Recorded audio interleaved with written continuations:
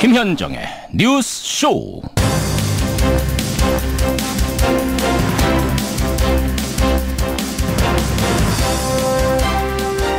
애청자 여러분 안녕하십니까? 뜻밖의 소식으로 어젯밤은 참 즐거웠습니다. 스피드 스케이팅 500m의 차민규 선수, 대중들에게는 사실상 무명에 가까운 선수였던 그가 뜻밖의 값진 은메달을 선사한 겁니다. 특히 자신의 경기가 끝난 뒤에 관중들이 환호를 하니까요, 쉿 하면서 다음 경기 방해하면 안 됩니다 표시하는 모습 보면서 와, 신사구나 했습니다.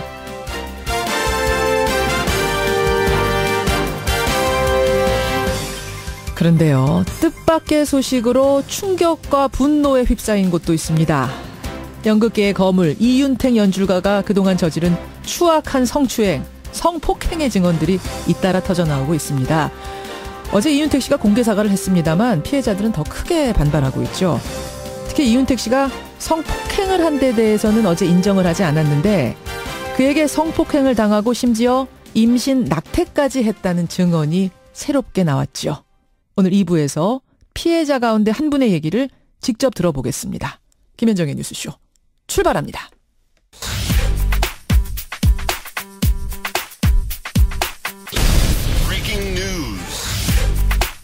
김현정의 뉴스쇼가 주목한 오늘의 포인트, 김정훈 기자 나와 있습니다. 어서 오세요, 김 기자. 네.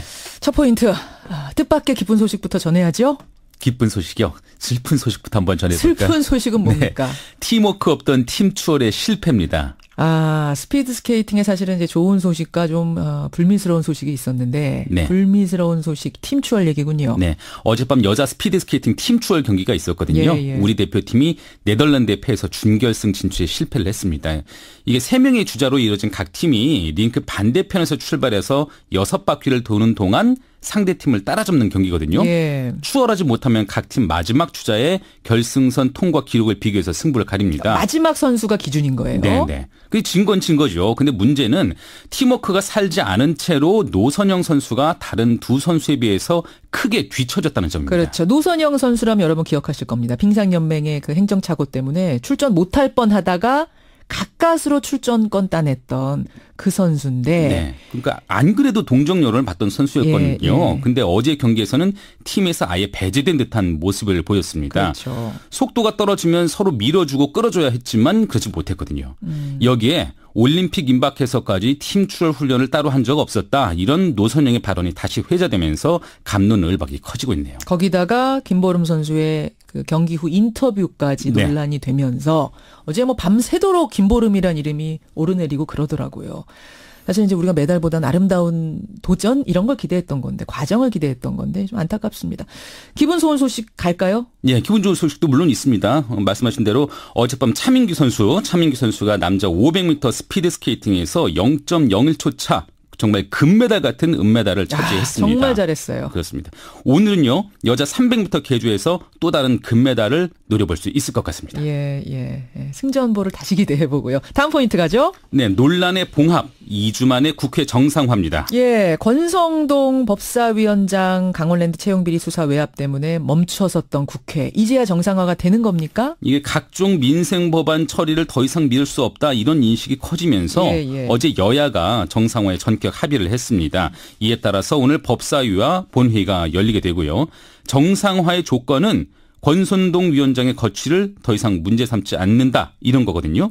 즉 의혹과 논란은 그대로 묻어두기로 하자, 이런 취지여서 국회 순항을 기대하기는 아직 어려워 보이네요. 그래요. 그러니까 의혹에 대해서는 지금 수사 결과를 지켜보자는 쪽으로 여당도 합의를 해준 거예요? 예, 일단 거기까지만 일단은 빨리 여는 게 중요하다, 국회가. 맞습니다. 이렇게 된 거예요. 그렇게 합의가 된 거군요. 마지막 포인트 가죠. 네, 한국 GM 구제 협상에 본격화입니다. 군산 공장 폐쇄를 발표한 GM, 이제 대책 마련을 위한 논의가 본격화되는 건데요. 예. GM 본사의 베리앵글 총괄 부사장이 오늘 방한해서 민주당의 한국 GM 대책 태스크포스 의원들과 만남을 갖습니다. 우리 정부한테 지원해달라 요청을 하겠죠. 네, 그 과정에서 또 여당 역할을 해달라, 이런 얘기를 할 것 같고요. 근데 어쨌든 뭐 유상 증자 등을 통해서 자금 지원을 한다면 그게 결국 국민의 혈세를 투입하는 것이거든요. 그렇죠. 찬반 논란이 거세질 것 같네요. 여기까지 오늘의 포인트. 김정훈 기자 수고하셨습니다. 네. 검찰은 오늘 중간수사 결과 발표를 통해 도곡동 땅 매각 대금 150억 원에 대한 자금 흐름 포착 사실을 밝혔습니다. 서울중앙지법 오민석 영장전담 부장판사는 이전 대통령 일가의 재산관리인으로 지목된 이영배 금강대표에 대해 구속영장을 발부했습니다. 이전 대통령에 대한 직접 조사도 임박한 것으로 관측됩니다. 자, 오늘 첫 순서는요. 어제 나온 검찰의 다스 관련된 중간수사 브리핑을 분석해드리려고 합니다. 저희가 어떤 인터뷰이와 이 인터뷰를 좀 해야 될까 상당히 복잡한 부분이어서요. 고민을 하다가 권영철 선임 기자가 취재를 해서 정확히 분석을 하고 여러분께 설명을 쉽게 해드리는 게 가장 빠른 길이겠다 결론을 내렸습니다. 권영철 선임 기자 어서 오십시오. 네, 처음부터 부담을 확 주시네요. 예. 아니 어제 사실은 이 중간수사 결과가 나오고 나서 기사들이 중구난방으로 나왔어요. 어디서는 뭐 잘된 수사다. 어디서는 수사가 이상하다. 여러 가지 이야기가 혼재되면서 청취자들, 우리 네티즌들의 댓글도 여러 가지 양상으로 나오고 뭔가 좀 정리할 필요가 있다 싶어서요. 그러니까 수사의 가닥은 크게 딱 두 가지입니다. 하나는 정호영 전 BBK 의혹 사건 특별검사의 특수직무유기 혐의에 대해서는 혐의 없음, 무혐의 처분을 내렸고요. 당시 정호영 특검 네. 혐의 없다, 무혐의. 그리고 비자금으로 의심받아온 120억 원은 격리 직원의 개인 횡령이라는 10년 전의 수사 결과를 다시 내놨습니다. 그러니까요. 그 당시에 이제 격리 직원이 120억 횡령했다라는 게 정호영 특검 얘기였는데 우리가 생각했던 건 아니 격리 직원 개인이 120억 원을 어떻게 횡령해? 그리고 그 사람이 횡령했는데 여태까지 회사를 다니고 있는 게 말이 돼? 결국 이건 MB 거 아니야? 경영진이 횡령한 거 아니야? 이렇게 여태까지 생각했던 거잖아요. 그러니까 상식적으로 납득이 안 된다. 뭐 검찰 치욕의 날이다. 뭐 이런 등등의 비판적인 얘기가 쏟아졌는데 그렇죠. 좀 자세히 들어가서 보면은 10년 전 정우영 특검의 수사 결과와 닮은 듯한데 내용으로 들어가면 좀 다른 결론입니다. 자, 오늘 첫 순서는 이렇게 Y뉴스로 꾸며보겠습니다. 네. 검찰은 왜 어제 중간 브리핑에서 정호영 특검을 무혐의 처분했을까? 네. 이렇게 잡으셨죠? 예. 그러면은 120억 원을 격리 직원의 개인 횡령으로 본 부분은 똑같은데 그 부분이 어떤 차이가 나는지를 살펴보겠습니다. 그렇죠. 첫 번째는 격리 직원의 횡령이 어떻게 이루어졌는지를 밝혀냈다는 점입니다. 당시에 정호영 특검은 120억 원의 횡령 사실만 확인한 거거든요. 어떻게 이루어졌는지는 안 나왔는데 검찰은 경영진의 비자금 조성 과정을 돕던 격리 직원이 동일한 방법으로 개인적 목적으로 횡령한 사실을 밝혀냈다는 겁니다. 자, 여기서 중요한 게 경영진도 야금야금 비자금을 횡령했다는 거고 조성했다는 거죠. 했다는 거고 그 수법을 본 격리 직원이 자기도 거기서 조금씩 떼어서 횡령을 한 게 120억 원이 됐다. 그렇죠. 하하. 그 얘기는 비자금 조성 금액이 최소 격리 직원이 횡령하는 금액보다 많다는 얘기입니다. 어제 그게 어느 정도인지까지는 얘기하지 않았죠. 요거는 수사 대상입니다. 그러니까 이렇게 그 빼낸 방식이 어떠냐고 물어봤더니 이 정호영 특검팀에서 수사에 관여했던 관계자는 법인 계좌에서 수표로 바로 빼는 방식으로 횡령을 했다 그럽니다. 요게 이제 구체적인 방법까지 얘기를 하는데 요건 아마 검찰의 수사 중인 사항이고요. 아까 두 번째가 방금 말씀드린 격리 직원의 횡령액 을 상회하는 비자금 조성 사실을 밝혀냈다는 것. 120억 원이라고 여태까지 우리가 생각하고 있었는데 120억 원이 아니다. 훨씬 큰 덩어리일 거다. 이 얘기군요. 120억 원 추가되는 100억 원대가 넘는 비자금 조성이 나왔다는 것. 세 번째는 여직원 외에도 다수의 실제 주인이 아닌 경영진의 횡령 사실을 밝혀냈다는 것. 그렇죠. 지금 그러니까 어제 저도 그 수사 브리핑한 내용 쭉 읽어봤습니다만 세 갈래의 횡령을 찾아냈더라고요. 하나가 이 격리 직원의 횡령 120억 원, 경영진 차원의 횡령이 있었고 회사 차원의 횡령이 있었고 세 갈래의 횡령이 있었다. 그중에 두 개, 나머지 두 개는 지금도 수사 중이고 한 가지 격리 직원의 120억 원은 격리 직원이 한 것이 맞다로 어제 결론을 내린 거죠. 그러니까 이제 그 검찰의 한 고위 관계자가 그런 얘기를 했습니다. 자기가 아는 한 회사에서도 비자금 조성을 했더니 격리 직원이 똑같은 금액만큼을 빼가더라. 그래서 결국은 횡령 없이 세금을 제대로 내기로 했다는 얘기를 들었거든요. 자, 그럼 거기서 질문. 지금 청취자 질문도 많이 들어옵니다만. 아니 그럼 그 격리 직원이 120억 원을 빼낸 거를 정호영 특검이 그 당시에 밝혀냈는데 어떻게 그 사람은 계속 그 회사에 붙어서 여태까지 근무를 할 수가 있느냐. 횡령한 걸 알면 그 회사에서 그 사람을 쳐야 되지 않느냐. 그 부분이 설명 안 되지 않느냐. 저도 그게 참 의아스럽고 궁금해서 확인을 해보니까 예. 첫 번째는 120억 원 전체를 다시 정상 환원하는 걸로 합의를 했고 당시에. 회사에 돌려주는 걸로? 예. 실제 대부분이 돌아갔는데 당시에 합의하기로는 다 돌려주고 회사는 처벌을 불응하는 걸로 이렇게 합의를 했다고 합니다. 어허. 그런데 일부 한 5, 6억 원 정도는 빼돌린 걸로 지금 다시 수사 결과에서 나타났고요. 예. 그리고 비자금 조성 사실을, 오너의 비자금 조성 사실을 알고 있다는 것. 약점을 잡고 있었습니다. 그리고 경영진도 빼먹었다는 걸 알고 있다는 거. 그러니까 나머지 지금 3갈래 횡령 말씀드렸죠. 그중에 2갈래 횡령을 이 여직원이 다 본 사람이기 때문에 본인이 같이 한 거죠, 그러니까. 자, 그럼 여기서 제가 하나 떠오르는 게 있네요. 네. 제가 김종백 씨 인터뷰했잖아요. 네. 이상은 회장이 오랫동안 운전기사도 했었고 다시 직원도 했던 그분 인터뷰에 따르면 이 격리 여직원이 김종백 씨한테 그 얘기를 했답니다. 나 이번에 검찰 들어가 수사받는데 나한테 문제 생기면 나 가만 안 있을 거야.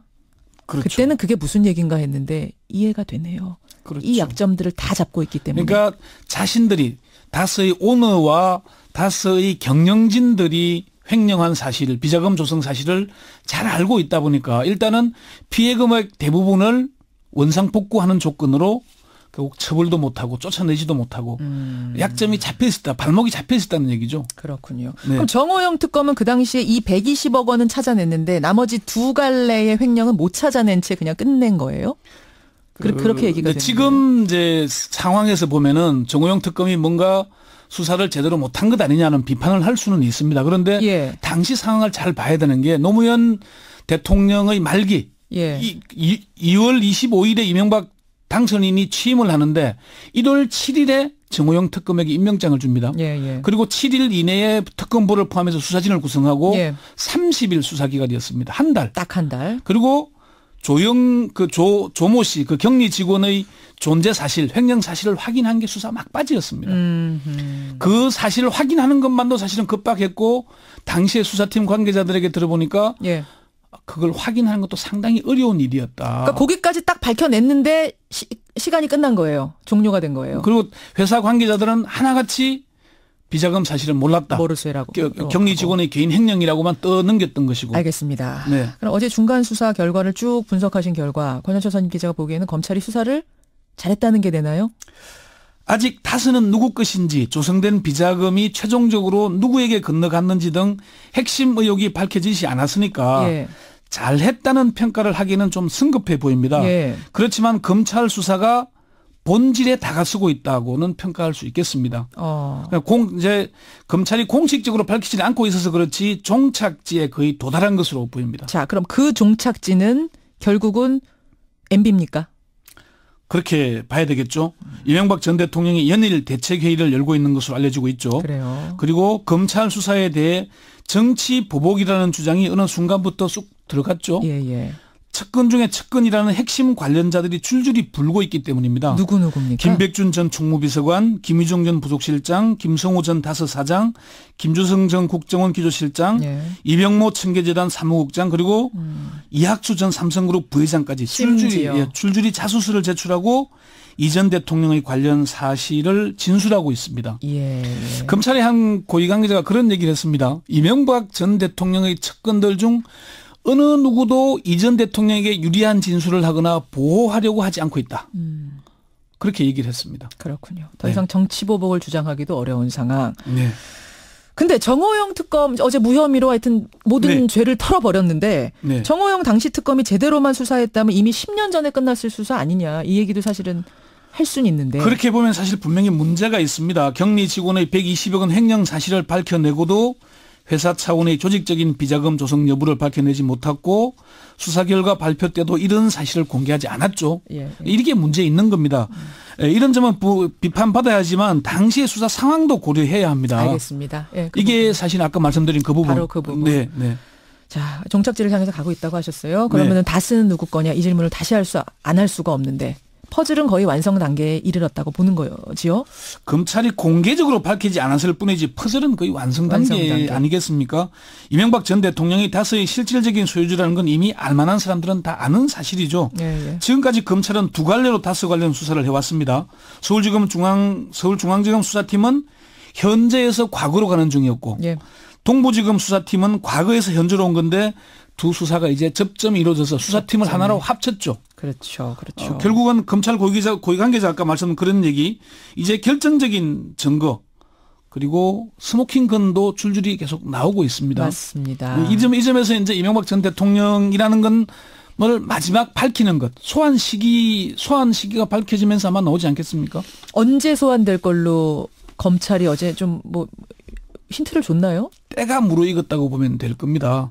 제가 아마 그 1월 말에 방송하면서 그런 얘기를 했었죠. 아마 설 연휴 이후 올림픽이 끝날 때쯤 소환할 거다 얘기했는데 맞습니다. 결국은 다음 주 평창올림픽 폐막식이 2월 25일이죠. 예. 그러니까 다음 주 중 2월 말 3월 초가 되는 겁니다. 사정당국의 한 고위 관계자는 때가 되면 소환하지 않겠나 이렇게 얘기를 했는데 그게 이미 아마 때가 이제 다가오고 있는 겁니다. 그래요. 네네. 때는 다가오고 있다. 어제 중간 수사 브리핑 결과 많은 분들이 이거 검찰 수사 잘못하고 있는 거 아니야? 정호영 특검이 어떻게 무혐의야? 라고 했던 그 부분에 대해서 오늘 권영철 선임 기자가 자세하고 쉽게 설명해 주셨습니다. 청취자들이 참 대단한 격리 여직원이다. 이런 문자들을 많이 박진영님의 많은 분들이 보내주고 계시는데 듣고 보니까 이게 개인 횡령이 어떻게 가능했을지 이게 이제 짐작이 되고요. 또 하나는 비자금 조성 방식 그대로 예. 경영진하고 그러면 회사 차원의 횡령이란 건 도대체 액수가 얼마였을까? 전 이것도 궁금해지고 120억 이상이라는 것. 그러니까 횡령 금액이 200억이 넘는다는 얘기죠, 전체가. 이 부분에 여러분 주목해서 마지막까지 수사 결과 지켜보시면 되겠습니다. 권영철 선임 기자 수고하셨습니다. 네.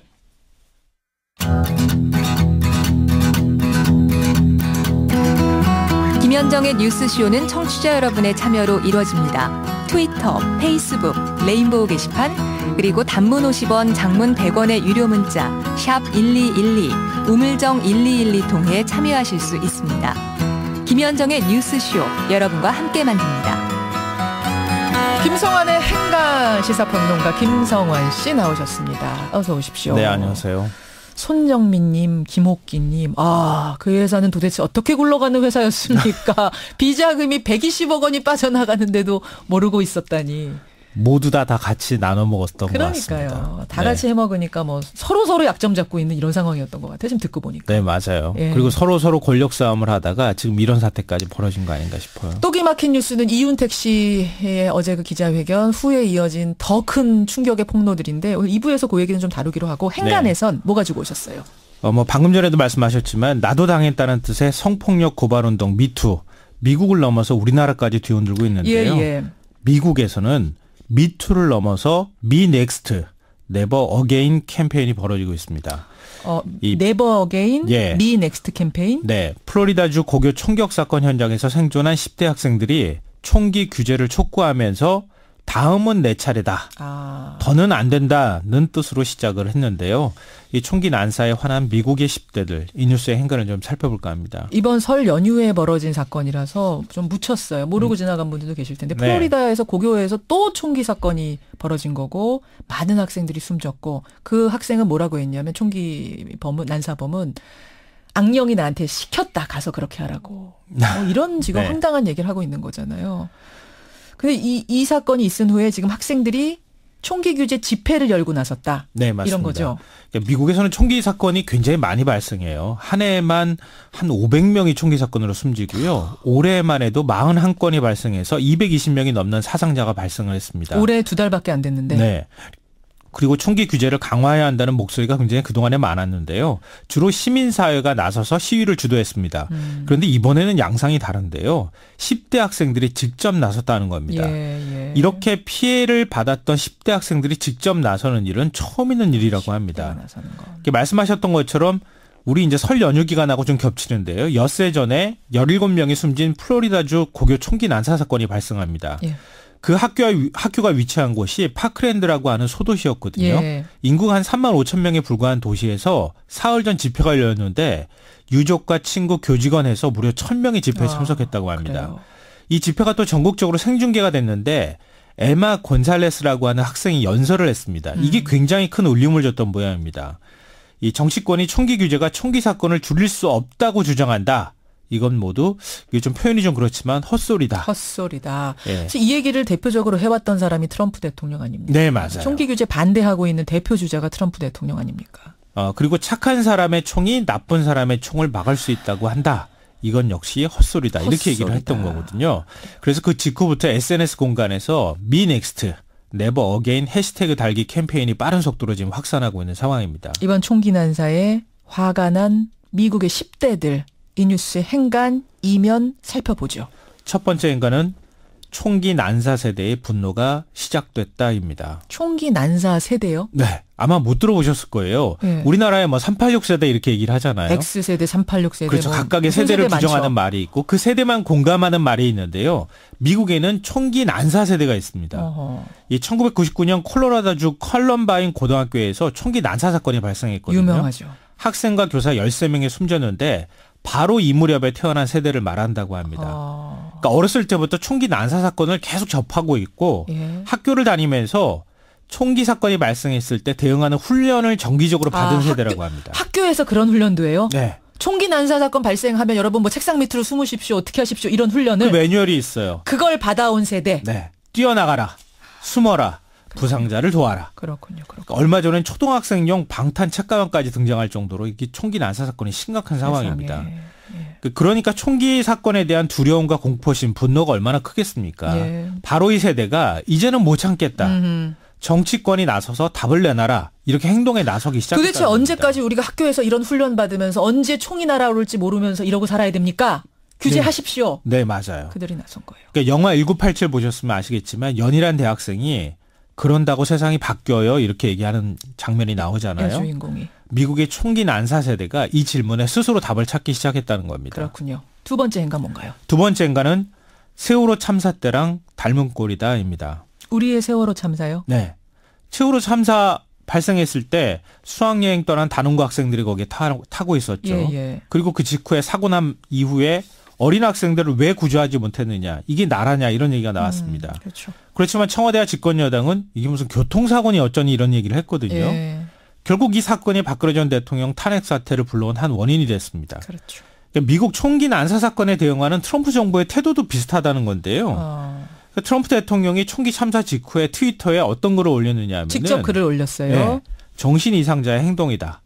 제대로 대응하지 못한 FBI에 책임을 돌렸습니다. 아, 정신 이상자의 돌출 행동일 뿐이지 이걸 총기로 연결시키지 그렇죠. 말아라. 네. 그리고 제대로 FBI가 못하는 바람에 사람이 이렇게 많이 죽은 거지. 네. 이런 식으로. 그러니까 더군다나 내 러시아 스캔들 수사하느라고 FBI가 엉뚱한 데 정신 팔려있다 이런 얘기까지 그런 했어요. 소리까지 했어요? 그러니까 피해 학교 학생들과 교사들이 뻔뻔하게 어떻게 이 사건을 러시아 스캔들에 이용하느냐. 제발 동정심이라는 걸 가져봐라. 이렇게 비난하고 나선 겁니다. 이런 식으로 대통령이 대응하면 이거 민심을 상당히 자극하는 그렇죠. 건데. 그러니까 훨씬 더 이 사안이 폭발력을 갖고 분노하는 여론이 더 커지는 거죠. 그렇군요. 마지막 행간 뭔가요? 마지막 세 번째 행간은 트럼프는 가장 힘든 중간선거를 치르게 될 것이다입니다. 미국에서 중간선거 11월에 있죠. 네. 예. 우리나라에서는 6월 지방선거가 있지만 예. 미국은 11월에 있거든요. 연방 하원의원 전원, 상원의원의 3분의 1인 33명, 주지사 36명을 뽑는 선거입니다. 예. 엄청나게 큰 선거거든요. 그러네요. 여기서 트럼프 대통령이 지면 레임덕이 시작되는 겁니다. 맞습니다. 그런데 우리나라 촛불 집회 생각해 보시면 아시겠지만 10대 학생들이 나서면 촛불이 횃불됩니다. 근데 트럼프 대통령도 지금 그런 상황에 직면할 수 있다는 겁니다. 예. 그러니까 전미 총기협회하고 친구라고 부를 정도로 굉장히 이 내밀한 관계라고 하는데 이걸 학생들이 지적하고 나서니까 앞으로 선거에서 트럼프 대통령한테 굉장히 큰 악재가 될 수도 있다는 10대라고 겁니다. 무시하면 안 돼요. 10대가 나서면 부모님들이 나서고요. 그렇죠. 그들이 온라인 여론을 장악하고 이러면은 이게 상당히 큰 촛불이 된다는 거. 미국의 상황 이렇게 돌아가고 있습니다, 여러분. 김성환 씨 수고하셨습니다. 네, 고맙습니다. 트럼프 상황이 심상치 않아 보입니다. 김양섭님 같은 의견이 있는가 하면 6948님은 트럼프가 정말 중간선거에서 질까요? 아닐걸요? 하는 의견도 있습니다. 2부로 갑니다. 이윤택 연출가의 성추행을 폭로한 분 만나보죠.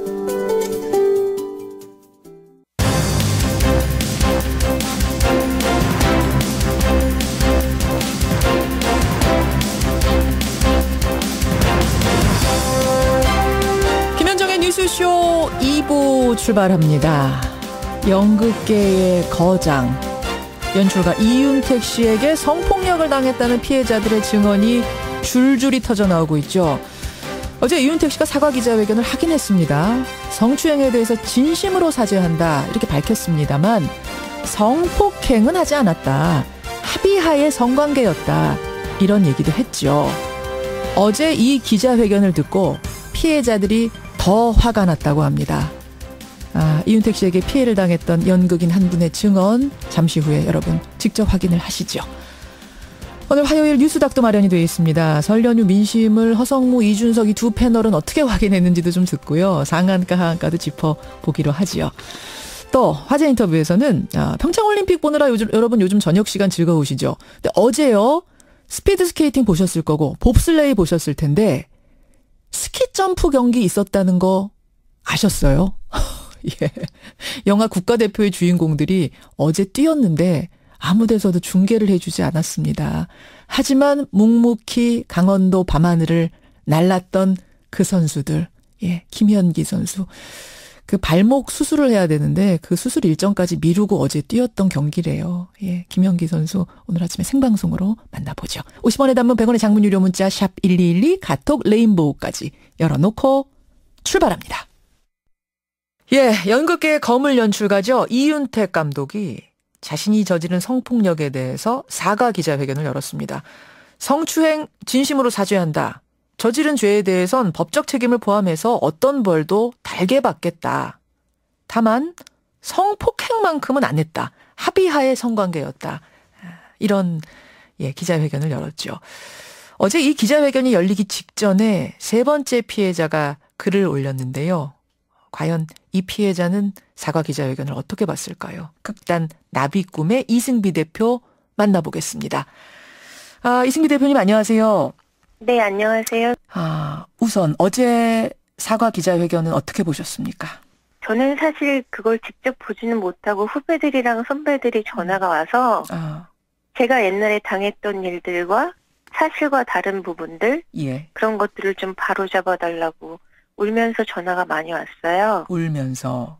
예, 그래서 사실은 저는 저희 아빠가 며칠 전에 소천을 하셔서 하늘나라로 정신이 없는 상태였지만 기자회견을 본 많은 선후배들이 저한테 그런 얘기를 했을 때 제가 가만히 있으면 저 또한 이걸 묵인하고 또 하나의 가해자가 되는 게 아닐까라는 생각에 기자회견 15분 전에 페북에다 전체 공개로 글을 올렸습니다. 그러셨군요. 그렇게 해서 용기를 내고 페북에 올린 지 15분 만에 기자회견이 열렸습니다. 생중계가 됐습니다. 그걸 보고는 어떤 생각이 드시던가요?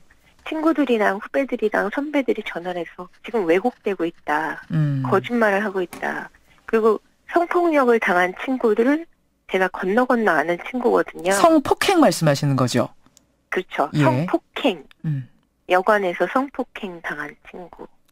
예, 근데 그 친구는 뭐 익명으로 올렸다고 그러더라고요. 통계에서. 근데 이미 연극계에서는 다 아는 사실이에요. 오래전부터. 지금 그러니까 성추행에 대해서는 이윤택 감독이 다 인정했습니다만 성폭행에 대해서는 그런 일 없다. 그건 합의하에 성관계였다라고 어제 분명히 말했는데. 그거 다 거짓말입니다. 다 거짓말입니다라고 그렇게 자신 있게 말씀하실 정도로 사실로 확인된 업계에서는 그런 일이었나요? 그렇죠. 여기 연극계 사람들은 다 아는 사실이에요. 어떻게 알고 계셨어요? 어떤 내용으로? 그 친구가 울며불며 얘기한 것들이 일파만파 퍼진 거죠. 울며불며 그러니까 증언한 내용들. 그렇죠. 이번에 글 올린 그거 말고. 익명으로 올리기 전에. 예. 합의하의 성관계가 아니라 분명한 성폭행이었다. 예. 그리고 실제로 기사가 앞에 있음에도 불구하고 연희당 거리패 앞에 앉아있음에도 불구하고 새로 들어온 여자 신입단원을 뒷자리에 앉히고 성추행을 한 일도 굉장히 많았고요. 예. 밀양에서 황토방에서는 매일 다른 여자들이 그 방에서 나왔었어요. 그게 바로 지금 이제 증언자들이 얘기하고 있는 안마를 하라고 수시로 불렀다. 이 안마의 명목으로 자기가 이런 길을 받아야지만 공연을 진행할 수 있다. 예. 그리고 이제 자기의 그 성기 쪽으로 가서 만지게 하고 그리고 예를 들어 사정을 한 경우에는 그 다음날 그 친구는 더 큰 배역을 받게 됐죠. 아, 이 얘기는 지금 처음 나온 얘기네요. 네, 근데 그거 다 아는 사실이에요. 연극계에서는 유명한 얘기입니까? 정말 유명한 얘기죠. 아주 오래된 얘기입니다. 그렇군요. 자, 그게 이제 성추행에 대한 폭로고 성폭행, 완전히 부인한 이 성폭행에 대해서도 너무나 유명한 얘기다. 너무나 유명한 얘기고, 그러니까 제가 용기를 낸 이유는 예. 더 이상의 그런 피해가 없기를 바라고요. 아, 물론이죠. 예, 그리고 거짓말, 뻔뻔함 그런 것들 때문에 우는 아이들이 너무 불쌍했고요. 기자회견을 보고 우는 사람들. 네네. 예. 그리고 저는 배우는 의사가 사람의 몸을 치유한다면 배우는 그 관객들의 영혼을 치유해야 된다고 생각을 하거든요. 예, 예. 그래서 배우를 하고 있는 건데 그런 역겨운 상황에서 어떤 관객들을 치유할 수 있겠어요. 물론이죠. 그래서 용기를 내신 거란 말씀인데 그러면 그 지금 성폭행을 당했다고 글을 쓴 김보리 씨 가명입니다. 김보리 씨 말고도 성폭행을 당한 피해자가 더 많다는 얘기인가요? 그거는 제가 실제로 보지를 못해서 정확하게 말씀드릴 수는 없지만 공공연한 사실로 비밀로 그렇게 있었던 일들이 많았다고 전 얘기를 들었습니다. 아니 그러면 지금 왜 이윤택 감독은 아니라고 어제 확실하게 말을 했을까요? 단언을 했을까요? 그거는 제가 그분의 마음을 모르기 때문에 뭐라고 얘기할 수는 없지만 제가 국립극장 개관단원이 되기 전에 밀양에서 한 달간 합숙하면서 예. 연희당 거리표에서 합숙하면서 농업소녀라는 거를 다른 연출님과 연습을 한 적이 있어요. 예. 근데 그 황토방에서 맨날 아침마다 다른 여자애들이 나오는 거예요. 그래서 저는 그때 그냥 제 연습하느라 정신이 없어서 별로 신경을 안 썼는데 제가 그때 받은 느낌은 집단 최면? 그리고 무슨 종교 같은 종교에 있는 교주 같은 느낌? 사이비 교주 같은 느낌. 네, 그런 느낌을 받았었죠. 부르면 가야 하고 시키는 대로 해야 하고 반항하지 못하고 많은 여성들이 매일 다른 여성들이 불려가고 네. 이 모습이 마치 사이비 교주에 빠진 어떤 이런 집단 같았다. 예, 그리고 대부분의 아이들이 뭐 연기를 너무 하고 싶은데 밀양이라는 데서 합숙하면서 공부하면은 배우가 될 수 있다라는 그런 희망을 갖고 온 아이들이었기 때문에 발언권이 없었어요. 그러니까 저처럼 발언을 할 수 있는 사람한테는 근데 제가 만약에 그때 뿌리치지 않고 나오지 못했다면 어쩌면 더 나쁜 일이 생길 수도 있었겠죠? 알겠습니다. 아마 더 말 못하는 약자들에게 지금 성폭행을 했을 거고 익명으로 글은 썼지만 나서지 못하고 있어요. 그분이. 그 부분을 노린 거다. 예. 알겠습니다. 자, 그러면 떠올리기 어려운 기억이고 뭐 괴로운 기억이실 줄은 압니다만 이승비 대표가 겪은 그 당시 상황을 좀 우리가 듣고 판단해야 될 것 같습니다. 몇 년쯤 일어난 일인가요? 2005년에 국립극장에 예술감독으로 초빙이 됐고요. 이윤택 씨가. 예. 쉴러의 군도라는 작품을 국립극장에서 굉장히 쟁쟁한 선배님들이랑 공연을 하게 됐을 때 제가 캐스팅을 제의를 받고 공연을 하게 됐어요. 객원 주인공이 된 거군요. 예, 아말리아라는 여자 주인공이었고요. 저는 좀 약간 똑 부러지는 성격이기 때문에 저한테는 뭘 어떻게 못하겠지라는 생각이 있었는데 워낙에 극장이 헤어룸으로 되게 컸던 극장이고 그냥 마이크 없이 그냥 육성으로 해야 되는 거기 때문에 굉장히 발성이랑 딕션이 중요한 공연이었었어요. 그러던 어느 날 공연이 시작이 됐고 낮에 연습을 했는데 다른 배우들을 다 보내고 연습실에 저 혼자만 남으라고 하시더라고요. 예. 그래서 저는 그냥 뭐 이게 워낙에 큰 극장이고 그냥 육성으로 해야 되는데 제가 좀 발성을 배우고 해야 되겠다. 아무런 의심 없이 남았죠. 여주인공이니까 뭐 따로 좀 그렇죠. 연습을 시켜주려나 보다 생각할 수 있죠. 그렇죠. 예.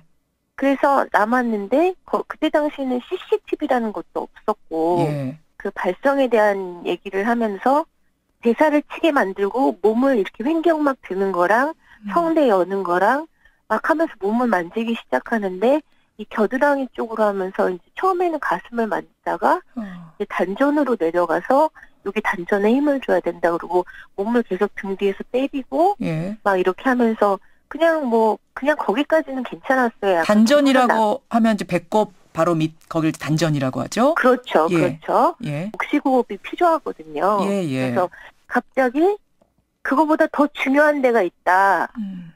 그러면서 사타구니 안으로 손을 쑥 집어넣어갖고 밑을 만지기 시작하는 거예요. 그래서 그러니까 속으로요? 그러니까 바지 안으로 손을 집어넣어갖고 만지는 거예요. 그래서 예. 그때 제가 반사적으로 있는 힘을 다해서 밀쳤어요. 예, 당연하죠. 그렇게 하셨겠죠. 그리고 도망 나왔어요. 그리고 행정실로 정신을 가다듬고 달려갔죠. 그래서 이런 일이 있었다. 이거를 어떻게 해야 되냐 과연. 예, 예. 근데 제 얘기를 듣지도 않고 그냥 계속 뭐 티켓이 어쩌고 저쩌고 자기네들끼리 얘기를 하더라고요. 그리고 윗선에다 보고도 안 하고. 아니 분명히 그 상황에 대해서 다 설명을 하는데 들은 척 많죠. 예, 그러면서 제가 막 울면서 얘기를 하는데도 아무도 들어주질 않는 거예요. 왜 그랬을까? 이제 와서 생각하니 왜 그랬을까요? 이윤택 씨의 만행을 이미 알고 있었기 때문에. 이거 너무 당연한 일인데 이 사람 왜 너무 이러나. 당연한 일인데 얘가 오버하는구나. 저기 거기 있던 여자분이 예. 원래 7대3 공연이었는데 오늘 이윤택 예술감독이 5대5로 일정을 바꾸셨네요. 그게 그러니까 무슨 말이에요? 7대3, 5대5가? 제가 메인으로 7회 공연을 하고 제 언더했던 여자애가 예. 3회 공연을 하는 겁니다. 예, 7번을 우리 이승비 대표가 하는 거였어요. 예. 근데 그게 5대5 공연으로 바뀌었다는 얘기만 하고 일방적으로 그냥 그렇게 얘기를 하기 때문에 이 사람들이랑은 이제 대화가 안 통하겠구나. 예, 예. 그래서 집으로 가서 이제 제가 그날 공연이었거든요. 예. 샤워하고 정신 차리고 그리고 우선 일단 공연은 해야 된다. 그게 내 책임감이니까. 그렇죠. 그랬는데 막 온몸이 막 벌벌 떨리면서 또 안 되는 거예요. 예. 그래서 신경 안정제를 먹고 집 밖에 나서는 순간 제가 집 앞에서 기절을 했어요. 세상에. 응급실로 실려가신 거예요, 그 길로? 예, 응급실로 바로 실려가서 제가 그날 공연을 본의 아니게 펑크를 낸 거죠. 예, 예. 근데 극단에서는 다 자기네들끼리 이제 이미 시나리오를 짜갖고 이승비가 술 먹고 공연을 펑크 냈다. 술 먹고 펑크를 냈다. 펑크낸 네. 배우, 국립극장 공연에 펑크낸 배우가 된 거네요, 그 순간부터. 최초이자 최후의 펑크난 배우가 된 거예요. 마녀사냥이었죠. 아니 그러면 그 다음에 항의를 해보셨을 거 아니에요. 국립극장에도 아는 분들이 있었을 텐데 이 사정을 좀 얘기해보지 그러셨어요. 그래서 제가 남은 공연은 해야 되겠다라는 책임감 때문에 가서 예. 다 얘기를 했는데 딴소리만 하고 있는 거예요. 거의 연희단 배우들이 코러스였거든요. 연희단 거리패 소속 사람들도 다 모른 척. 묵인하는 거예요. 그래서 얘네들도 이미 세뇌를 당했구나. 그냥 이 공연만 끝내고 예. 그냥 어디 멀리 떠나자. 그때부터 신경안정제를 먹기 시작했고. 신경안정제를. 예. 그리고 절대 이제 내가 이윤택 선생님과 공연을 하면 난 사람이 아니다. 그 뒤로 뭐 교수도 하고 뭐 계속 상 받고 막 이러는데 너무 솔직히 토할 것 같았어요. 이윤택이란 분이 계속 잘 나가는 모습. 아니 저는 근데 이해가 안 가는 게 아무리 그분이 거물이어도 어떻게 이 정도까지 제지가 안 됐던가? 어떻게 모두가 쉬쉬하는가? 연희단 거리패라는 데는요. 예. 집단 최면에 걸린 극단이에요. 그게 무슨 말씀이세요? 한두 명이 아닌데. 그쪽에 들어가면 이윤택 선생님이 되게 유명했으니까 연극을 배워서 이제 나올 수 있다는 그 희망 하나. 근데 거기 있었던 선배들은 매일매일 여자를 갈아치면서 오늘은 네가 들어가. 오늘은 네가 들어가. 매일매일 여자가 바뀌었죠. 그러니까 연극계에서도 약자 중에 약자들이 모인 곳이었다. 그렇기 그쵸. 때문에 그야말로 악하는 소리 한번 지르지 못했던 거 아닌가라는 생각을 하시는 거군요. 네. 아니 그 후로도 이윤택 씨를 그러니까 만난 일이 있으셨을 거 아니에요. 부딪히는 일이. 그때는 또 부딪히는 일이 모른 있었죠. 그럼 저는 도망다녔죠. 도망 다니셨어요. 너무 제가 피해자임에도 불구하고 너무 소름 끼치고 막 심장이 네. 막 밖으로 쿵쾅쿵쾅 거리는 게 보일 정도였으니까. 아하, 알겠습니다. 어제 이윤택 씨가 관행이라는 말을 했습니다. 뭐 이 얘기는 물론 변명으로 들립니다만 또 한편으로 생각해 보면 예. 진짜 관행이었다면 숨은 가해자가 더 있을 수도 있겠다. 이윤택 씨 말고도 더 있을 수도 있겠다. 연극계에. 전 이런 생각도 들던데 혹시 어떤가요? 되게 많아요. 근데 제가 이름을 거론하기는 싫고요. 지금 잘 나가시는 분 중에 몇 분만 빼놓고는 거의. 아니 잠깐만요. 이승필 대표님. 제가 지금 조금 당황스러울 정도인데 잘 나가는 사람들 중에 몇 분 빼놓고 다라고 할 정도의 관행? 네. 와. 유명하신 분들 중에. 이 정도로 단정적으로 말씀하실 수 있을 정도인가요? 제가 선생님들이랑 공연을 많이 했거든요. 제가 직접 성추행 당한 적도 있고. 알겠습니다. 이게 그러면은 계속 미투가 이어질 수 있다고 보시는 거군요. 예, 많은 사람들이 지금 격앙돼 있어요. 알겠습니다. 용기 내주셔서 감사드리고요. 지금 이승비 씨도 연극인입니다. 근데 이번 사건이 누구를 죽이려고 하는 공개가 아니라 네. 연극계를 살리려고 이번 기회에 털고 연극계가 살아나야 된다는 생각으로 이렇게 용기 내셨다는 거 제가 다시 한번 강조드리고요. 네. 그리고 더 이상의 피해자가 없었으면 물론이죠. 좋겠어요. 물론이죠. 신경안정제 지금은 그래도 안 드시고 계시죠? 네. 예, 다행입니다. 다행입니다. 이 트라우마를 뭐 이승비 대표뿐만 아니라 다른 피해자들도 다 털고 다시 네. 일어날 수 있었으면 좋겠습니다. 감사합니다. 예, 고맙습니다. 이윤택 대표로부터 성추행을 당한 사실을 폭로한 분이죠. 증언한 분입니다. 극단 나비꿈을 이끌고 계시는 이승비 대표였습니다.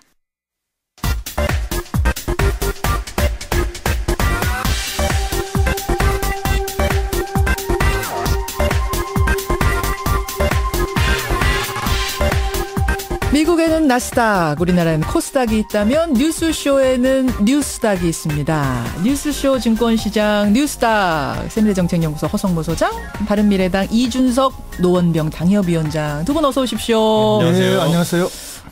인터뷰가 너무 충격적이어서. 저는 차 타고 오면서 이제 들었는데 네. 무섭네요, 진짜 보면은. 그리고 이게 특히 광범위한 이런 걸로 인식돼 있다는 게 저는 굉장히 무섭습니다. 지금 그러니까 많은 분들도 지금 너무 놀라셔서 문자를 칠 기운이 없다는 얘기가 나올 정도고요. 사이비 종교단체 교주하고 이준석 위원장이세요? 끄다가 오히려 이렇게 됐습니다. 네. 자제해 주시고 네. 이 엄숙한 순간에 네. 사이비 종교단체 교주들하고 똑같다. 윤인중님 네. 이런 문자. 이게 정말 인간 말종이라는 생각이 든다라는 배재균님 문자. 이거는 어떻게 이 사이비 종교단체 교주라는 말을 저는 그 말이 맞다는 생각이 들어요. 예. 이제 그렇게 되면은 이제 그 하부에 있는 또 다른 분들이 있고 그분들이 집단적으로 다 그런 문화가 전파가 되는 거죠. 그 조직 전체가. 그러니까 거물이 이렇게 해도 다 묵인이 되고 아무 문제가 없었다라는 것이 그 업계에 이게 저 사람이 저렇게 했는데 아무 문제가 없으면 나도 뭐 이런 식으로 지금 문화가 퍼졌다는 게 이 관련자들의 그렇죠. 증언이에요. 따라하는 거죠. 그리고 솔직히 사이비 종교를 아까 비유한 게 저는 적절하다 생각했던 게 예. 저는 아까 딱 들은 느낌이 그 사이비 종교 중에 보면 이런 거 있잖아요. 뭐 교주와 무슨 뭐 친분 관계를 맺으면은 집안이 잘 될 거야 뭐 이런 거. 그게 전형적인 사이비 종교예요. 말이 안 되는데 사람들이 믿게 만들든지 아니면은 믿을 수밖에 없게 만들잖아요. 근데 이것도 지금 이 안에서 보면은 뭐 내가 연출하는데 이런 게 꼭 필요하다라고 했을 때 그걸 논리적으로 믿는 사람이 얼마나 되겠습니까? 더 나쁜 건 뭐냐면 아까 지금 그 말씀하셨죠. 이 연극단에 모이는 사람들은 연극계에서도 약자들이었다. 내가 저기 가면은 성공할 수 있을 거라고 생각하고 모인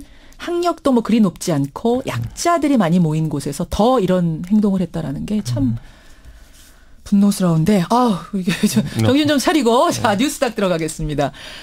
설민심 허성무 소장님. 네. 어떻게 파악하셨어요? 아니 뭐 설민심, 추석민심, 명절민심 늘 이야기를 하는데요. 네.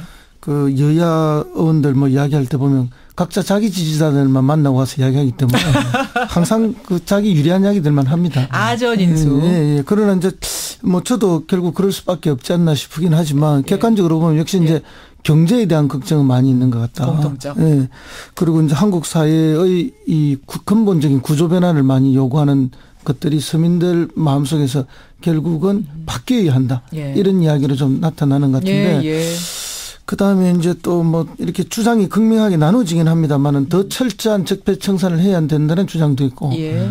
이제 뭐 적당하게 좀 끝날 시점이 왔지 않느냐. 혼재하던가요? 그런 것들이 좀 혼재하는 느낌이 있었습니다. 허성모 소장님은 이제 경남 민심 위주로 창원 쪽 민심들 많이 보고 오신 거고. 저는 오히려 허 소장님 얘기를 들으니까 그래도 영남 지역이라서 그런지 적폐청산에 대해서 반감이 좀 있는 분들이 있다는 게 좀 신선하게 느껴지는 게. 수도권 민심은 어땠어요? 수도권 민심에서는 뭐 적폐청산이라는 걸 지속하자는 의견이 좀 오히려 많았던 것이고, 다만 이제 약간 분위기가 전환됐던 게 뭐냐면은 과거에는 이제 소위 말하는 범보수 세력이 이제 적폐를 몰리던 상황 속에서 예. 적폐 범위가 좀 확장되는 건 느끼긴 느꼈습니다. 왜냐하면 최근에 어떤 논란들이 몇 가지 있으면서. 예. 그래서 저는 뭐 이 분위기, 왜냐면 방금 전에도 우리가 얘기했지만은 적폐청산이라는 거는 사회 개조를 뜻하는 것이 뭐 보수 무슨 뭐 파괴 이런 걸 이야기하는 건 아니거든요. 그렇기 때문에 그 범위로 확장되는 기로가 좀 있다라는 느낌은 들게 됐고요.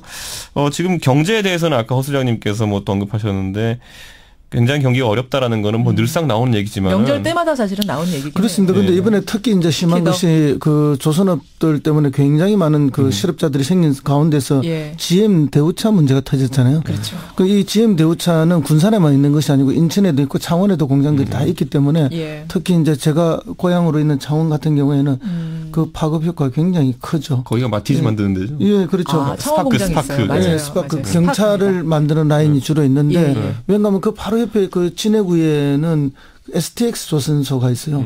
거기서 지금 뭐 거의 다 실직한 상황이 있고 지금 일이 없는 상황이 있는데 한국 GM까지 네, 그 바로 옆에 한국 GM이 지금 터지니까 대형 사업장들마다 이렇게 이제 위기에 처하니까 그 굉장히 불안감이 있고요. 예. 물론 이제 이 어려움이 닥칠 걸 예상하고 준비하고 또 구조 조정하고 또 구조 고도화하고 산업 전환을 서두르지 못했던 이제 그런 문제도 있지만 예. 말이 쉬워서 그게 또 쉬운 일이 아니거든요. 예. 그래서 어쨌든 뭐 우리 그 노동자들 굉장히 좀 불안해하고 위기의식을 많이 느끼고 있는 상황입니다. 알겠습니다. 그렇게 설민심 두 분 다 파악하고 오셨어요. 그런 가운데 이번 주에 상한가, 하한가는 어떻게 꼽아오셨을지 상한가부터 가겠습니다. 허성모 소장님. 예, 뭐 어쨌든 지금 올림픽 때문에 국민들이 설 연휴 전체 올림픽에 빠져 있는 그런 느낌이죠. 설 연휴 볼거리 풍성했어요. 예, 뭐 그 중에서도 뭐 기존의 인기 종목들은 뭐 당연하지만 비인기 종목 중에서 지금 떠오른 게 몇 개가 있는데 알죠. 그 중에서도 이제 여성 선수들이 지금 큰 위력을 발휘하는 컬링입니다. 컬링, 킴 자매라고 지금 킴 시스터즈. 킴 시스터즈. 네, 아주 뭐 다 성이 김씨가 돼가지고 굉장한데요. 사실은 뭐 이게 이제 도대체 뭐 하는 거지 왜 얼음 위에서 맨날 걸레질만 하고 있지 이런 느낌으로 처음엔 저도 놀랐어요. 뭐 하는 뭐 건가. 이제 생각했는데 이번에는 굉장히 많은 그 경기를 좋은 경기 보여주면서 관심을 갖고 그 경기의 규칙에 대해서도 이제 많이 배우게 되고 얼음 위에 당구 같구나 이런 느낌도 있는데 실제로 이제 뭐 그걸 보면서 이렇게 정치와 이렇게 연관시키는 게 두 가지 측면이 있어요. 잠깐만요. 컬링과 정치권을 연결시켜서 상한가 컬링 주시겠다. 잠깐 기다리시고요. 이준석 위원장의 상한가는? 저는 이거 갑자기 들으시면 심상진 대표 주무시다 깨실 것 같은데 정의당을 꼽았습니다. 정의당 상한가? 예. 정의당 최근에 기사에도 많이 등장 안 했는데 갑자기 무슨 일인가 싶으시겠지만은 저도 이제 설민심 파악한다고 지역을 많이 돌고 하다 보니까 약간 재밌는 현상들을 발견했어요. 그러니까 지방선거 중에서 특히 기초의원 선거, 소위 구의원 선거 같은 경우에는 중선거구제를 택하고 있거든요. 그러다 보니까 그 구도하에서 과거의 정의당 같은 경우는 항상 사표 심리나 이런 것 때문에 좀 손해를 많이 봤거든요. 왜냐하면은 민주당과 새누리당이 양당 체제가 사실상 있는 상황 속에서는 3명을 뽑는 선거구 같은 경우에는 정의당 지지자가 전략적 투표를 민주당에 하느냐 아니냐에 따라 가지고 그 민주당 후보가 한 명 더 당선되느냐 새누리당 후보가 한 명 더 당선되느냐 이런 기로에 있었기 때문에 항상 사표 논리 때문에 힘들었는데 이번엔 약간 다른 기류가 느껴졌습니다. 민주당 후보자가 오히려 나번으로 그러니까 기호 나번으로 출마하는 민주당 후보자가 이번에는 토요일을 많이 받기 어려울 것이다. 정의당 지지자들이 오히려 자신들에게 정의당에게 투표하겠다는 의향이 되게 강한 것 같습니다. 아 그런 의미에서 정의당. 아까 심상정 대표가 벌떡 일어난다고 그러셨는데 현 대표는 이정미 대표입니다. 제가 이렇게 무지합니다. 아니 뭐 전 대표도 벌떡 일어나실 수 있죠. 이준석 의원 지역구가 이제 논이지 않습니까? 아마 그 지역구에 다 3인 선거구다 보니까 현장을 다니면서 그렇죠. 그런 기류를 느끼신 것 같은데 네. 이 창원 성산구에 있는 상남사파 이 지방선거 지역구가 하나 있어요. 여기 3인 선거구인데 지금 그 의원 3명이 자유한국당 1명, 민주당 1명, 정의당 1명 그렇게 되어 있습니다. 그런데 이미 이제 창원에서는 전에부터 있던 일인데 서울에서는 지금 이제 생각하는 그런 문화.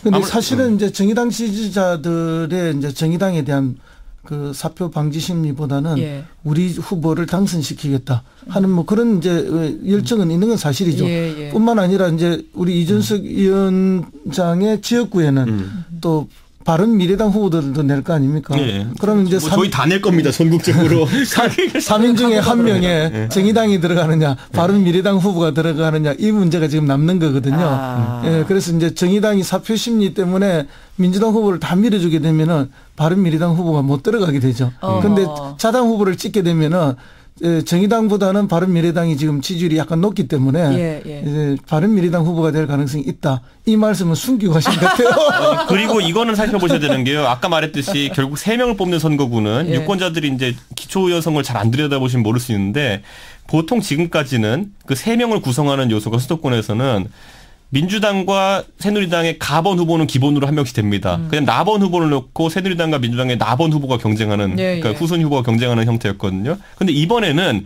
당이 너무 많아졌기 때문에 아무리 민주당의 지지율이 높아진다 하더라도 현실적으로 두 가나 후보 합쳐가지고 50% 정도 지지율이 나오지 않는 한 민주당 나번 후보가 당선되기 약간 어려운 측면이 있습니다. 그러다 보면은 그 자유한국당 후보 1명과 그다음에 바른미래당 후보, 정의당 후보 이 셋 중에 2명을 뽑는 선거가 되기 때문에 한 표라도 정의당 후보가 둘 중에 하나보다 많이 받게 되면은 당선되는 겁니다. 알겠습니다. 알겠습니다. 그 정도 하고 허 소장님이 아까 컬링 얘기하던 거 마저 좀 해보죠. 컬링과 정치가 어떻게 닮았다는 아니 이제 거예요? 컬링 보면 부지런히 쓸고 닦잖아요. 길을 만들어주기 위해서. 그렇죠. 정치도 뭐 부지런함이 첫 번째 원칙이거든요.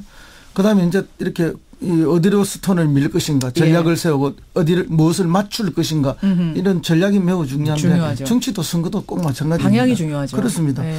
그다음에 뭐 언제나 정치도 중심에 평생 있는 거 아닙니다. 항상 밀려나죠. 밀려나죠. 그 중심에 들어가 있던 상대의 스톤이 항상 밀려나는 모습을 이번에 많이 봤습니다. 맞아요. 밀려나지 않기 위해서는 더 부지런해야 되죠. 그러니까 지방선거 앞두고 열심히들 지금 길을 향해서 닦고 있는데 각 당이. 역시나 설 연휴 끝나자마자 지금 정치권은 확 지방선거 모드로 들어가더라고요. 그렇습니다. 올림픽 설 내내 지방선거 그렇죠. 정당은 지방선거 하고 있었습니다. 올림픽 끝나면 더 심해질 거고. 그럼요. 얘기가 나온 김에 얘기 좀 해보죠. 바른미래당 이제 출범한 지 일주일 딱 됐습니다. 처음부터 지금 나오는 얘기가 안철수 전 대표의 서울시장 등판론. 그러니까 결국 아까 말씀하신 대로 전국 광역단체장 후보 내겠다라고 선언했는데 뭐 내는 게 중요한 게 아니라 당선시켜야 되지 않느냐. 그렇죠. 그럼 안철수 대표가 등판해야 되는 거 아니냐 이런 얘기 나온다면서요. 그러니까 이건 오히려 들으시면 또 안철수 대표가 이불을 차실지 모르겠지만은 사실 나오는 건 거의 예정된 수순이다라고 좀 봅니다. 보면은. 예정된 수순이다? 왜냐하면 안철수 대표가 이번에 공동대표를 안 맡기로 했거든요. 안 맡기로 한 거 이면은 그럼 다른 역할이 본인에게 있다고 생각하는 게 첫 번째고요.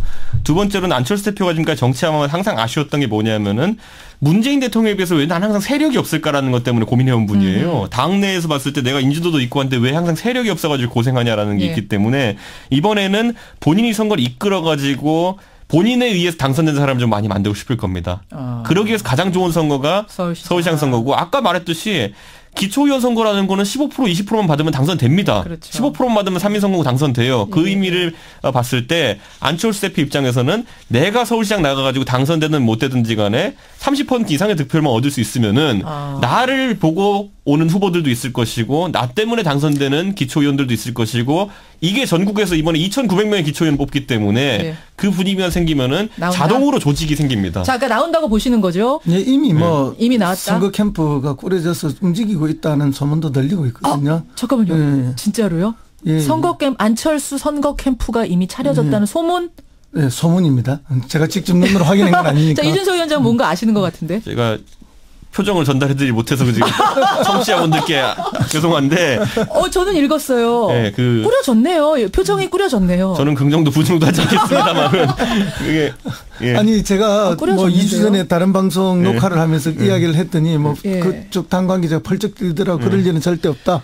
이렇게 이야기하고 나올 가능성은 있는데 또 뭐 서울시장을 나오게 되면은 자유한국당 후보하고 자연스럽게 암묵적인 연대가 되지 않겠느냐. 그러니까 허 소장님 말씀 다 나오고 있는 거예요. 얘기 드리면은 안 대표는 원래 주변에 도와주고 있는 외곽 조직들이 좀 있습니다. 그렇기 때문에 그 조직들 같은 경우에는 안철수 대표가 출마를 결심하진 않았지만은 가능성이 있으므로 미리 정책 같은 거 준비하고 해야 될 거 아닙니까? 뭐 그런 움직임 정도는 포착되고 있다고. 아니 무슨 캠프 차리는 게 죄 짓는 것도 아닌데 왜 이렇게 조심스럽게 얘기하실 필요 없어요. 캠프 차릴 수 있습니다. 출마 설사 안 하더라도 차릴 수는 있습니다. 뭐 그래서 안철수 대표가 역시 이제 서울시장 나온다니까 뭐 대선 후보급이고 관심을 받고 지금 화제의 중심에 자연스럽게 서지 않습니까?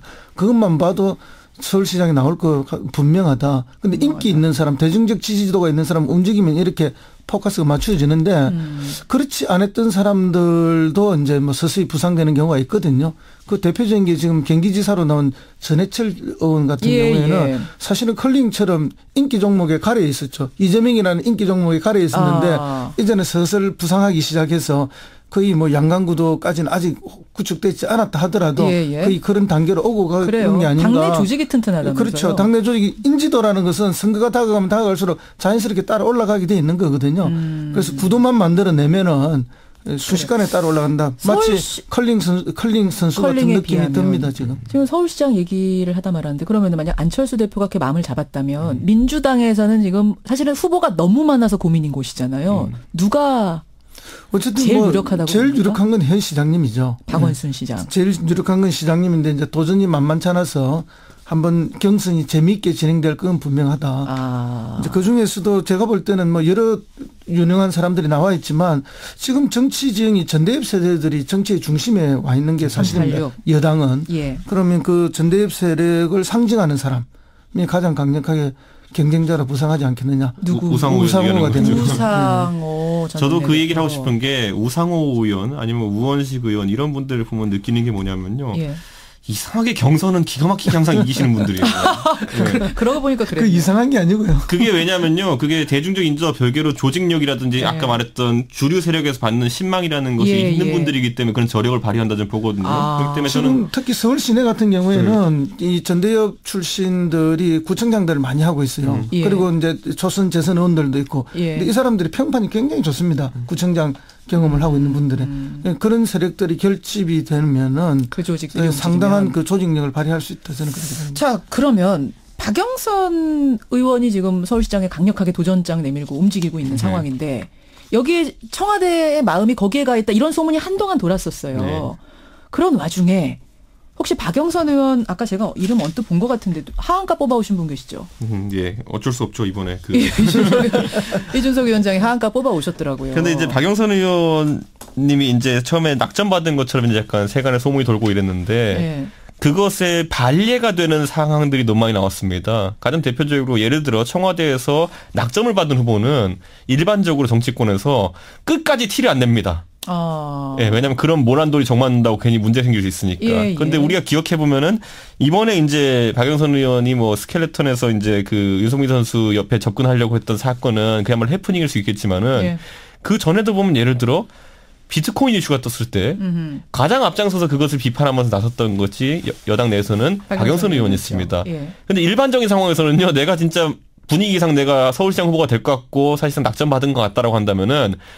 진짜 낙엽도 피해간다고 절대 그런 언급하지 않습니다. 정책적인 부분에 대해서. 정부와 각을 세우는 발언을. 그러니까 지금 이준석 위원장은 그 스켈레톤 현장 가서 윤성빈 선수하고 들어가지 말았어야 될 곳에 가서 사진 찍은 그 자체가 옳으냐 그르냐 일단 떠나서 그런 행동을 했다는 거. 비트코인 때 목소리를 냈다는 거. 이 상황이 이미 뭐 청와대가 찍은 후보라는 소문 이런 건 아닌 거라고 지금 보시는 거예요. 그리고 스켈레톤에 가서 그 사진 찍으려 한 것도요. 제가 봤을 때는 가서 거기까지 가게 된 것은 예를 들어 뭐 우발적인 상황이라고 박영선 의원이 해명은 될 수 있겠지만은 반대로 거기 가가지고 팀 코리아 옷을 빼서 입든지 빌려 입든지 하고 거기까지 갔다는 것 자체는 또 빼서 입든지 빌려 입든지라고 본인 걸 수도 있잖아요. 본인 거면 안 됩니다. 그럼 본인 거면은 그거는 그 원래 단복이거든요. 사실상. 단복이군요. 근데 그 단복인데 그걸 뭐 이제 저기 국회에 교문위원들한테는 줬다요. 그러니까 이제 그 교문위원 중에 한 명이 빌려준 걸 수 빌려준 거라고 그러더라고요. 그러니까 그래서 그런 걸 입고 갔다는 것 자체가 정치적으로 노출되겠다는 의도는 있었던 거거든요. 그렇기 때문에 저는 그 상황에서 보통 이제 우리가 경선이라는 걸 항상 얘기할 때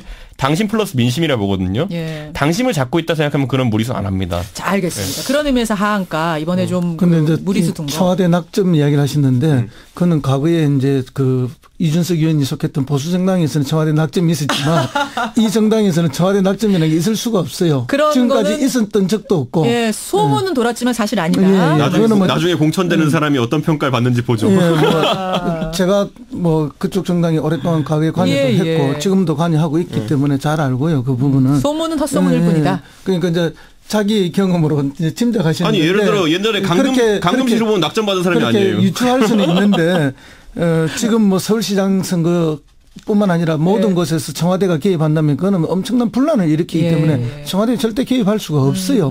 불가능한 이야기고 다만 이제 마음이 다급하신 건 사실인 것 같아요. 그러니까 이제 그게 응원하러 가셨고 누가 봐도 금메달 딸 것으로 예측이 되고 있었고 그러니까 그 자리 가셨는데 이제 그럼에도 불구하고 사실 이게 선거가 없었더라면은 크게 문제 안 될 수도 있었어요. 근데 선거를 앞두고 있고 서울시장 후보로 나오려고 하니까 그렇죠.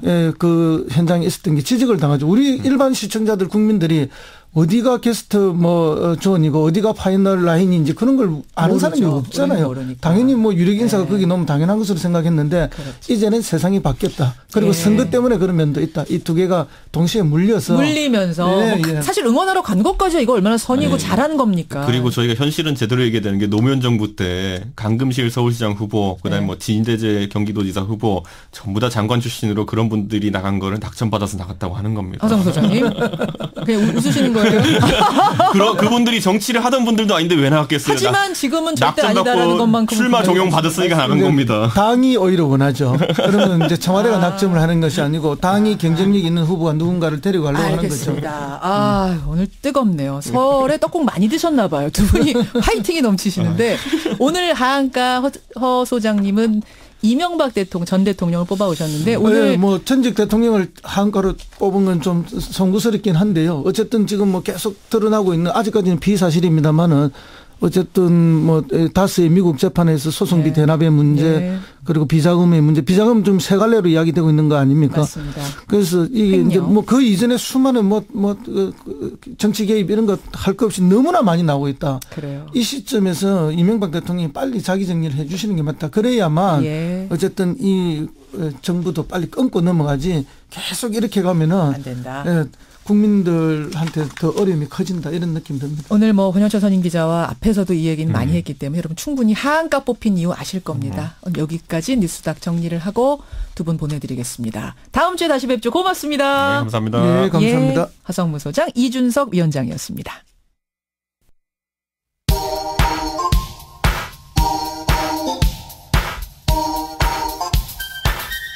김현정의 뉴스쇼 CBS 라디오와 함께하고 계십니다.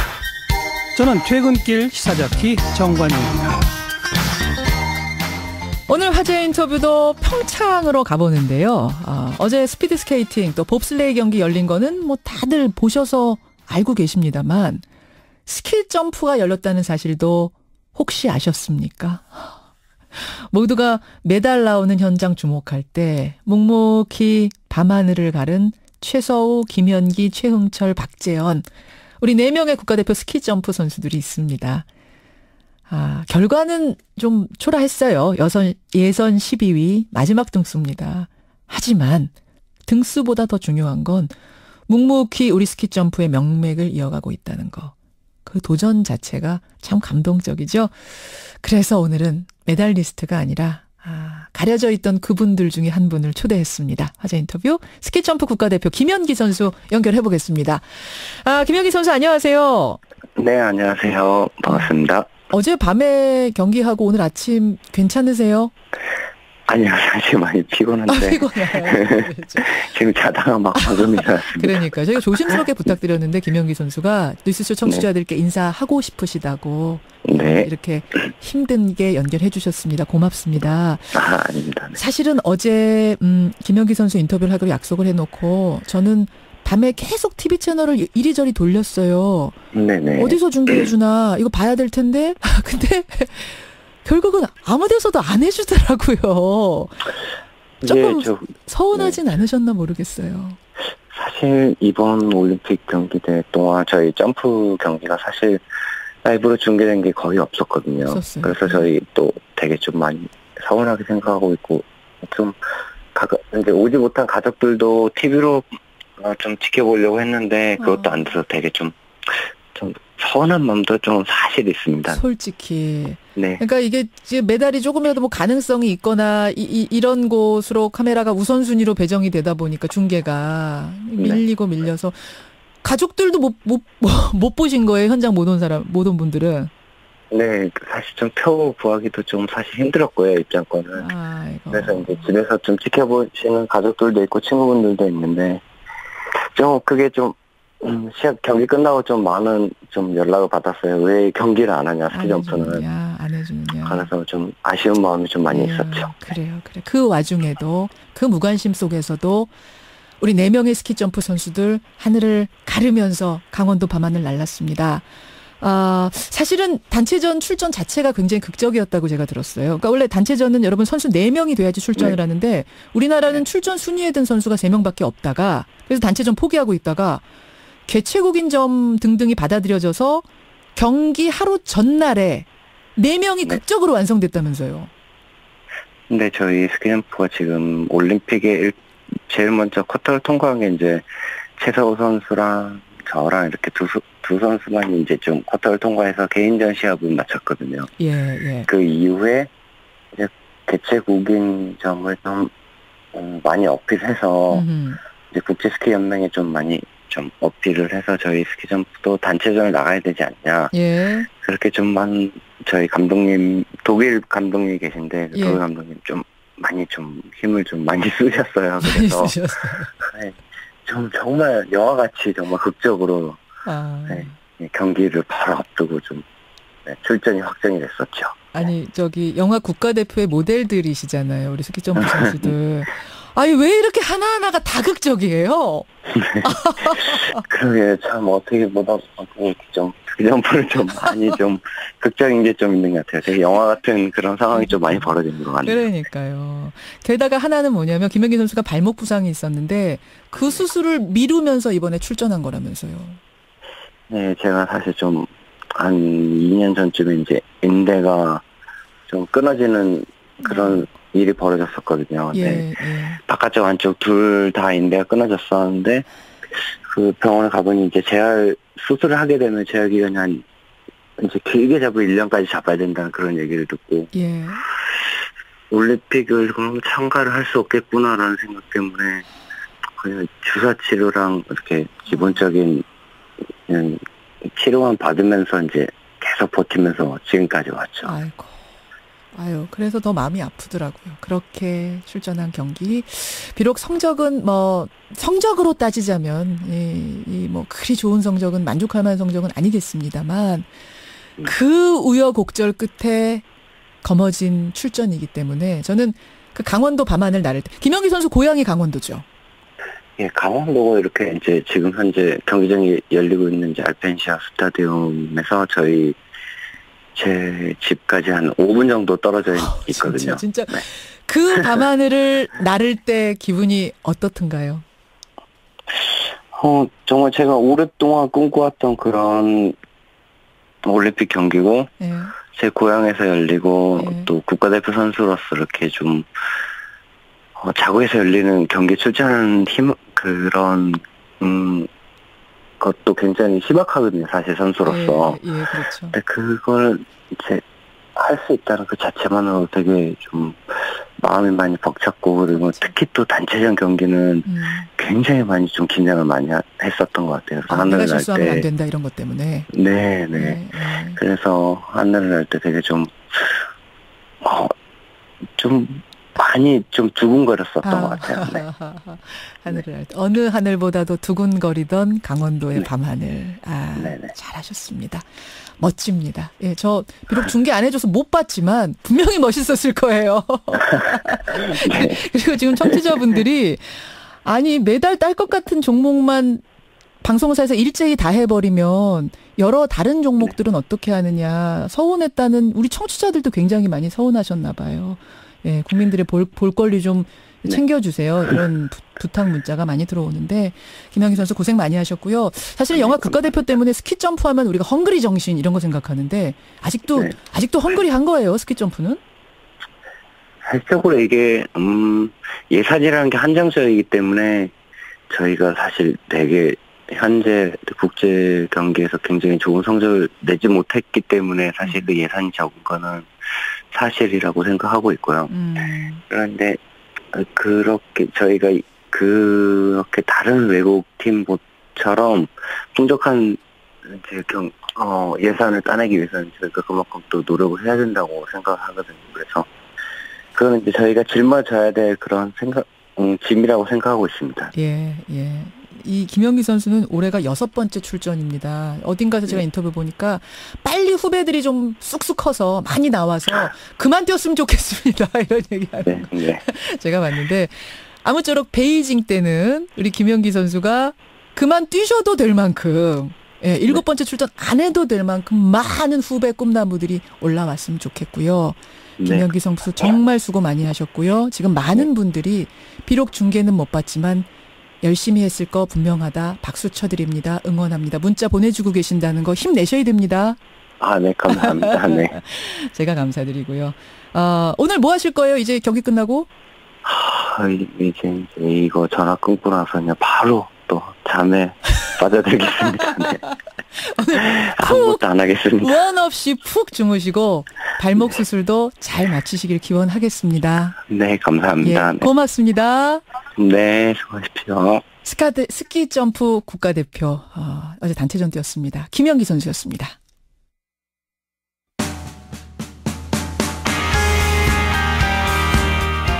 청취자 7500님, 저는 개인적으로 이번 올림픽 때 스키 점프를 가장 보고 싶었는데 정말 가슴이 너무 아픕니다. 남모르게 땀 흘린 선수들 박수 쳐드리겠습니다. 문자 주셨어요. 김현정의 뉴스쇼가 선정한 오늘의 노래는 묵묵히 밤하늘을 가른 그 스키 점프 선수들에게 바칩니다. 러브홀릭의 버터플라이 들으면서 인사드리죠. 고맙습니다. 그토록 찬란한 너의 날개 겁내지만 할 수 있어 뜨겁게 꿈틀거리는 날개를 펴 날아올라 세상 위로